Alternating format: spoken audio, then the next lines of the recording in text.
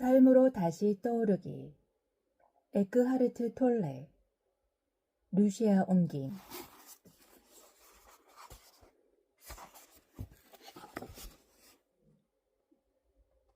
4. 역할 연기. 에고의 여러 가지 얼굴들.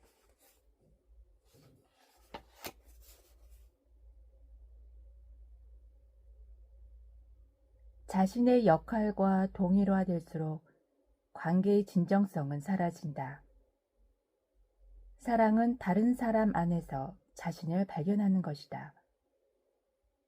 상대방이 당신의 순수한 있음을 알아볼 때, 그 알아봄이 이 세상 속으로 두 사람을 통해 더 많은 순수한 있음의 차원을 가져다 준다.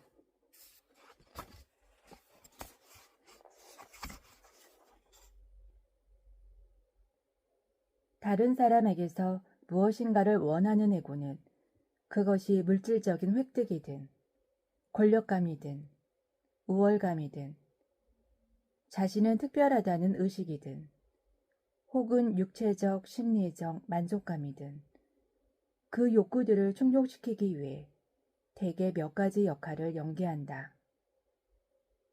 대체로 사람들은 자신이 역할을 연기한다는 것은 전혀 알아차리지 못한다. 그들 자신이 그 역할 자체가 되어버리기 때문이다. 매우 미묘한 역할들도 있지만 연기하고 있는 당사자를 제외한 모든 사람의 눈에 매우 명백하게 드러나는 역할도 있다. 어떤 역할들은 단순히 사람들의 관심을 얻기 위해 기획된 것들이다. 에고는 다른 사람들의 관심을 먹고 산다. 다른 사람들의 관심이란 결국 일종의 심리적 에너지의 한 형태이기 때문이다. 에고는 모든 에너지의 원천이 자신의 내면에 있음을 알지 못하는 까닭에 그것을 외부에서 찾는다. 에고가 찾는 것은 형상을 초월한 깨어있는 의식, 즉 현존이 아니라 인정, 칭찬, 찬사 같은 혹은 어떤 식으로든 주목받고 존재를 인정받으려는 어떤 형상 속의 관심이다. 다른 사람들의 관심을 두려워하는 소심한 사람이라 해도 에고로부터 자유롭지 않다. 그는 다른 사람들의 관심을 원하면서도 두려워하는 모순된 에고를 가지고 있다. 두려움의 이유는 그 관심이 부정적이고 비판적인 형태를 띠지나 않을지, 다시 말해 자아의식을 강화시켜 주기는커녕 위축시키지는 않을지 불안해하는 것이다. 따라서 소심한 사람은 관심에 대한 두려움이 관심에 대한 욕구보다 더 크다. 소심함은 종종 눈에 띄게 부정적인 자아의식, 즉 자신에게 무엇인가 많이 부족하다는 믿음과 함께한다. 자기 자신을 이러저러하게 보는 관념 속 자아의식은 내가 최고야 라는 식의 두드러지게 긍정적이든 아니면 나는 형편없어 라는 식의 부정적이든 어느 쪽이든 에고이다. 모든 긍정적인 자아의식 뒤에는 그럼에도 아직 충분히 좋지 않다는 불안이 숨어있다. 모든 부정적인 자아의식 뒤에는 최고가 되고 싶고 다른 사람보다 나은 존재가 되고 싶어하는 욕구가 숨어있다. 우월감을 느끼고 그 우월감을 지속하려는 자신만만한 에고의 욕구 뒤에는 열등해지는 것에 대한 무의식적인 두려움이 숨어있다. 반대로 열등감을 느끼는 소심하고 무능한 에고는 우월해지고 싶은 강한 욕망을 숨기고 있다. 많은 사람들은 자신들이 접촉하는 상황이나 사람들에 따라 열등감과 우월감 사이를 왔다 갔다 한다. 당신이 알아야 하고 자신 안에서 관찰할 필요가 있는 것은 이것이다. 누군가에게 우월감과 열등감을 느낄 때마다 그것은 당신 안에 에고이다.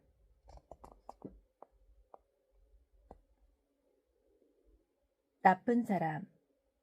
피해자, 연인.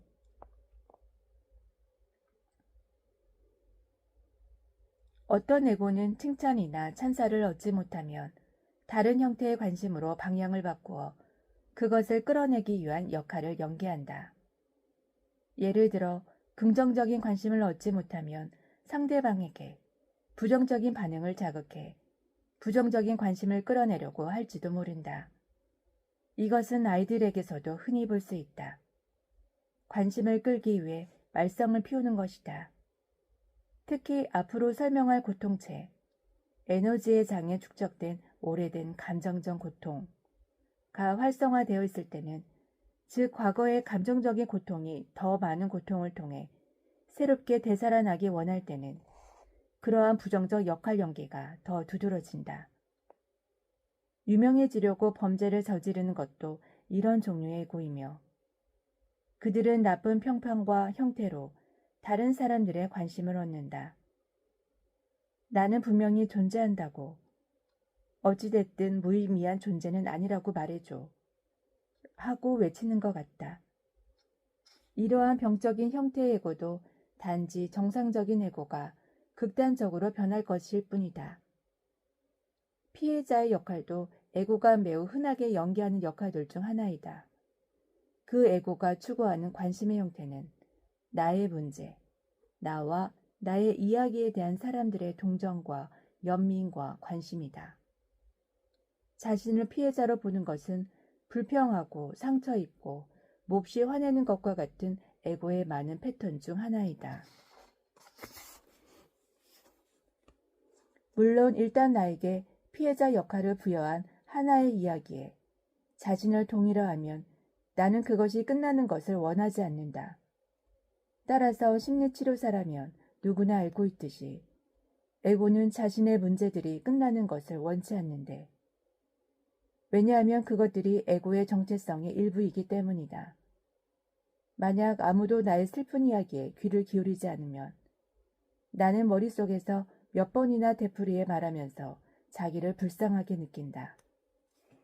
그렇게 함으로써 삶이나 다른 사람들, 운명이나 신에게 불공평하게 취급당하는 자신이라는 정체성을 갖는다. 그 정체성은 나의 자아상을 명확히 규정해주고 나를 누군가로 만들어준다. 에고에게는 그것이 가장 중요한 일이다.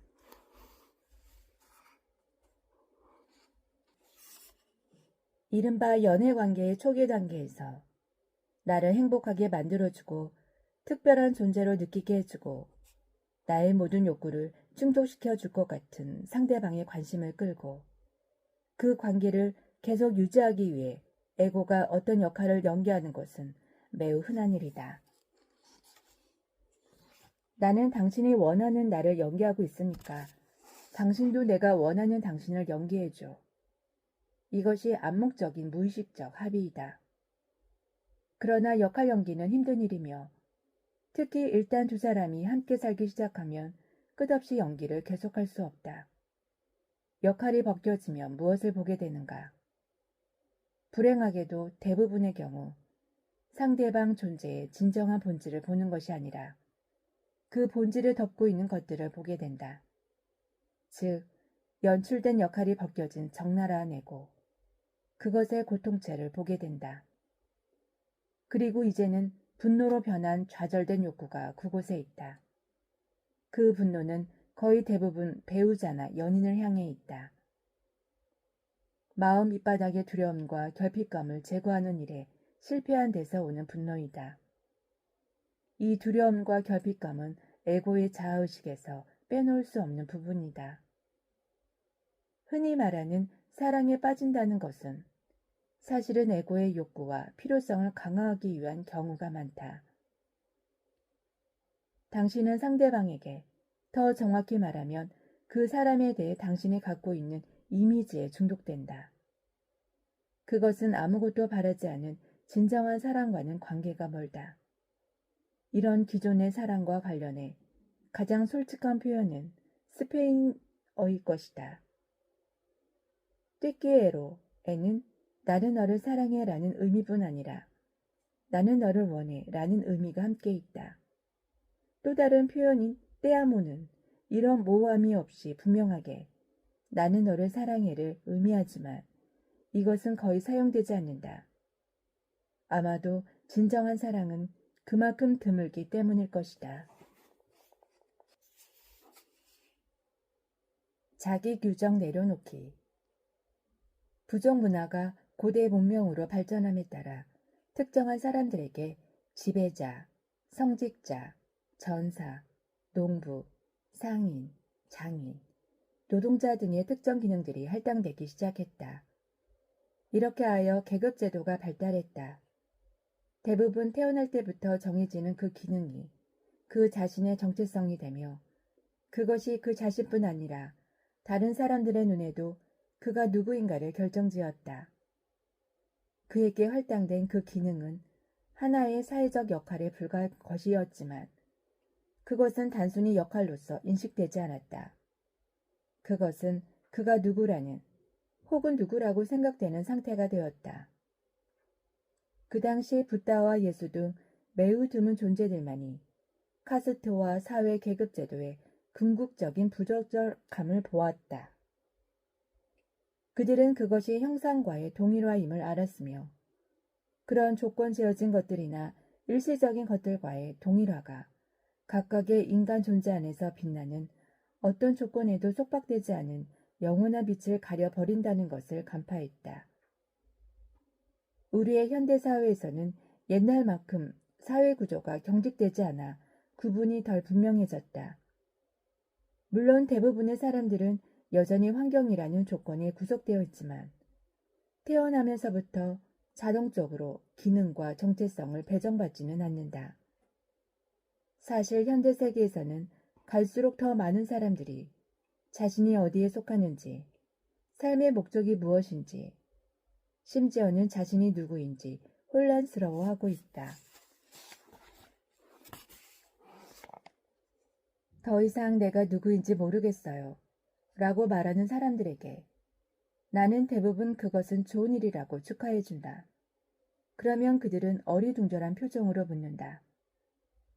나 자신을 알지 못해 혼란스러워하는 것이 좋은 일이라고요? 그러면 나는 한번 생각해 보라고 말한다. 혼란스럽다는 것은 어떤 것인가? 나는 모른다는 혼란이 아니다. 혼란은 나는 모르지만 알아야 한다. 혹은 나는 모르지만 알 필요가 있다인 상태이다. 그렇다면 자신이 누구인지 알아야 하고 알 필요가 있다는 믿음을 내려놓는 일이 가능한가? 다시 말해 스스로에게 자아의식을 주기 위해 개념적으로 자신에 대해 규정짓는 일을 중단할 수 있는가? 생각에서 정체성을 찾는 일을 멈출 수 있는가? 자신이 누구인지 알아야 하고 알 필요가 있다는 믿음을 내려놓으면 혼란에는 무슨 일이 일어나는가? 갑자기 그것은 사라져버린다. 자신이 모른다는 사실을 완전하게 받아들이면 실제로 당신은 평화롭고 투명한 상태로 들어가 생각으로는 결코 달성할 수 없었던 자신이 진정으로 누구인지에 더 가까워진다. 생각을 통해 자신을 규정하는 것은 자신을 한계에 가두는 일이다.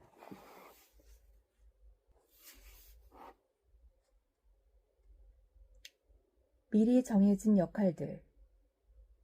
물론 이 세상에서는 사람들마다 서로 다른 기능들을 수행한다. 그렇지 않을 수가 없다.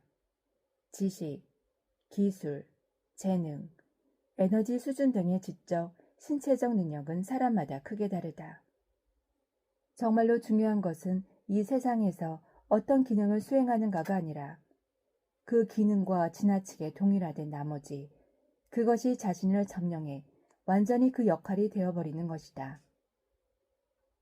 역할을 연기할 때 당신은 무의식적이다. 역할을 연기하고 있는 자신을 알아차리면 그 알아차림이 당신과 그 역할 사이에 하나의 공간을 만든다. 그것이 역할로부터의 자유가 시작되는 지점이다. 그러나 역할과 완전히 동일화되면 어떤 행동 양식과 자신이 누구인가를 혼동하고 자신을 매우 심각하게 여기게 된다. 또한 다른 사람들에게도 자신의 역할에 상응하는 역할들을 자동적으로 배정한다. 예를 들어 의사라는 자신의 역할과 완전히 동일화된 의사에게 진료를 받으러 가면 그에게 당신은 하나의 인간 존재가 아니라 환자이거나 하나의 진찰 기록일 뿐이다. 비록 현대 세계의 사회 구조는 고대 문화들보다 덜 경직되어 있긴 하지만 여전히 미리 정해진 많은 기능들과 역할들이 있으며 사람들은 쉽게 그것들과 자신을 동일화하고 그것들은 에고의 일부가 된다. 이것은 인간관계가 진실되지 못하고 비인간적이며 멀어지는 원인이 된다. 그 미리 정해진 역할들은 자신의 정체성에 대한 심리적 안정감을 다소 줄지는 모르지만 결국은 그것들 안에서 자기 자신을 잃어버리는 결과를 낳는다. 특히 군대, 교회, 정부기관, 대기업 등의 계급 조직에서 사람들이 갖는 기능들은 쉽게 역할 정체성에 자신을 내주게 한다. 역할 속에 자신을 잃어버리면 진실한 인간관계는 불가능해진다.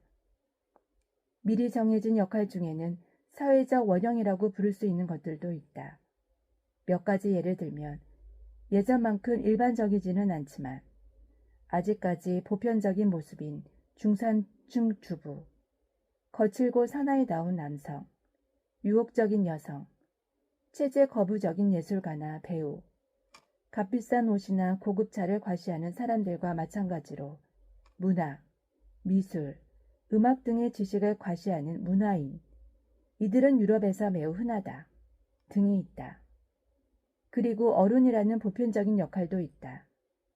당신이 어른 역할을 연기할 때 당신은 자기 자신과 삶을 매우 심각하게 받아들인다. 그 역할에는 자연스러움, 낙천성, 즐거움이 없다. 1960년대 미국 서부 해안에서 시작되어 서구 세계로 퍼져나간 히피 운동은 이기심에 기반을 둔 사회 경제 구조뿐 아니라 사회적 원형들, 역할들, 기성의 행동 양식들에 대한 젊은이들의 반발로부터 생겨났다. 그들은 부모와 사회가 부여하는 역할들을 연기하기를 거부했다. 게다가 이 무렵은 비극적인 베트남 전쟁에 의해 5만 7천 명 이상의 미국 젊은이들과 300만 명 이상의 베트남인이 희생되었고 이를 통해 인간사회가 품은 광기와 그 밑바탕에 있는 마음의 방식이 백일화에 드러난 시기이기도 했다. 1950년대에는 미국인 대부분이 아직 사고와 행동에 있어서 극단적일 만큼 체제 순응적이었지만 1960년대가 되자 집단의 관계가 너무나 분명해졌기 때문에 수백만의 사람들이 집단적인 개념적 정체성을 버리기 시작했다. 히피 운동은 그때까지 경고했던 에고가 지배하는 인류의 정신 구조가 느슨해졌음을 보여주었다. 히피 운동 그 자체는 그 후 쇠퇴에 막을 내렸지만 그 구조에 생긴 열린 틈은 뒤에 남았다. 이 틈은 히피 운동에 참가한 사람들만의 것이 아니었다. 그 열린 틈 덕분에 동양의 오랜 지혜와 영성이 서양에 흘러들어와 지구 전체 차원에서 의식이 깨어나는데 중요한 부분을 담당했다.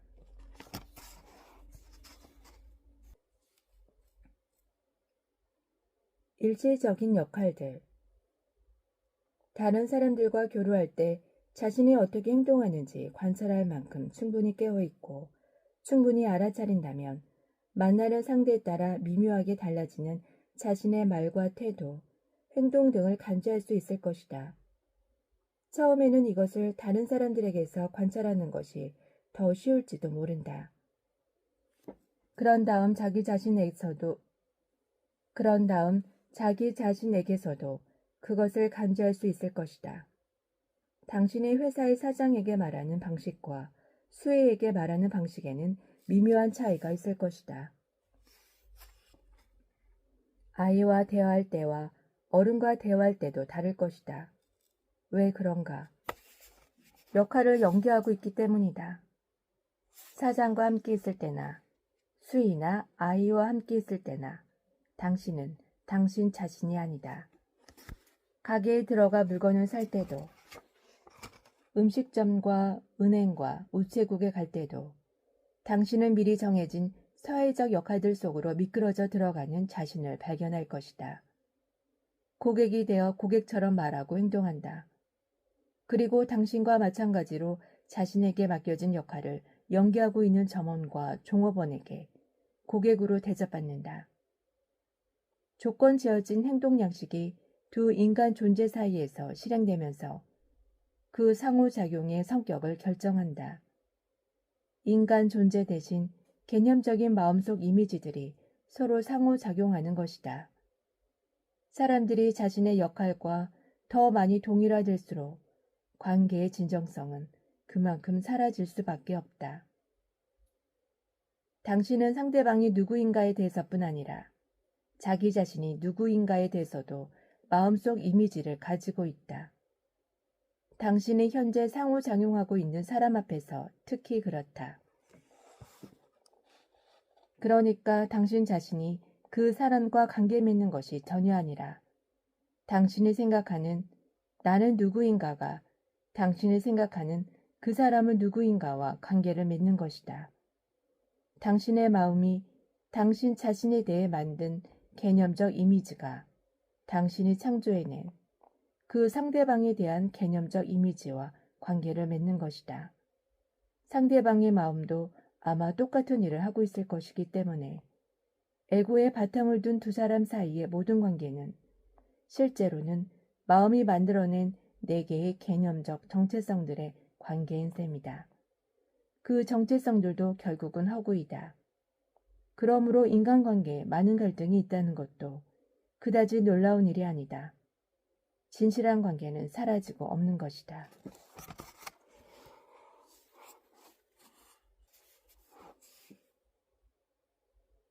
손에 땀이 난 선승. 어느 선승이 이름난 귀족의 장례식을 집전하게 되었다. 장례식장에서 지방의 최고 관리인들과 귀부인들을 맞이하는 동안 그는 자신의 손바닥이 땀으로 젖어 있는 것을 알아차렸다. 다음 날 그는 제자들을 불러모아 자신은 아직 진정한 스승이 될 수 없다고 고백했다.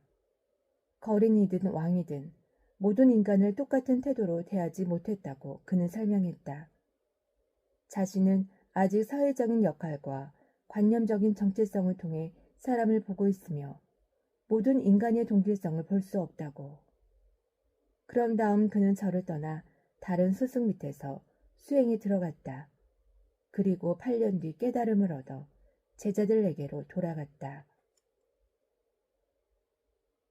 역할로서의 행복과 진정한 행복. 어떻게 지내? 잘 지내. 아주 좋아. 이런 대화는 진실인가 거짓인가? 많은 경우의 행복은 사람들이 연기하는 하나의 역할이며 웃고 있는 얼굴의 그늘 속에는 많은 고통이 숨어 있다. 미소 짓는 겉모습과 빛나는 하얀 치아 뒤에 불행이 숨어 있을 때, 그리고 심지어 자기 자신에게조차 그곳에 많은 불행이 있음을 부정할 때, 우울과 절망과 과잉 반응이 일어나는 것은 흔한 일이다. 불행한 것이 거의 일반적인 현상이고 불행해 보이는 것이 당연해 그 상황이 사회적으로도 받아들여지기 쉬운 나라들에서보다 미국 같은 나라에서는 특히 에고가 잘 지냅니다라고 말하는 역할을 연기하는 것이 더 흔하다. 아마도 과장된 이야기이겠지만 어느 북유럽 국가의 수도에서는 거리에서 남모르는 사람에게 미소를 지어 보이면 술 주정꾼으로 간주되어 체포당할 위험이 있다고 들은 적이 있다. 자신 안에 불행이 있다면 먼저 그 불행이 거기에 있음을 알아차려야 한다. 하지만 나는 불행하다라고 말하지 마라. 불행은 당신 그 자체와는 아무 관계가 없다. 그러므로 내 안에 불행이 있다라고 말하라. 그런 다음 그것을 살펴보라. 당신이 처해 있는 상황이 그 불행과 관계에 있을지도 모른다. 그 상황을 변화시키거나 상황으로부터 벗어나기 위해 행동이 필요할지도 모른다. 자신이 할 수 있는 일이 아무것도 없다면 있는 그대로와 대면하라. 지금 당장은 이것이 현실이다. 이 상황을 있는 그대로 받아들이는 것도, 그것 때문에 스스로 불행해지는 것도 나의 선택에 달린 일이다. 불행의 주요 원인은 결코 상황이 아니라 그 상황에 대한 당신의 생각이다. 당신이 하고 있는 생각을 알아차려야 한다. 생각을 상황으로부터 분리시켜야 한다. 상황은 언제나 중립적이며 언제나 있는 그대로이다.